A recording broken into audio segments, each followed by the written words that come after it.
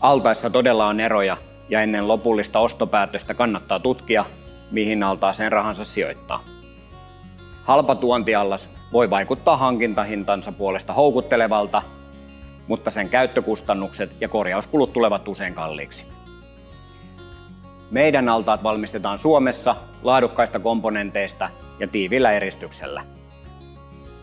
Näin ne kestävät pohjoisen vaihtelevat sääolosuhteet ja pysyvät energiatehokkaina ympäri vuoden.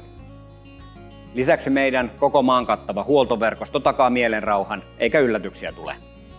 Eli yhteenvetona, kun kyseessä on pitkäikäinen investointi, halvin ei ole halvin.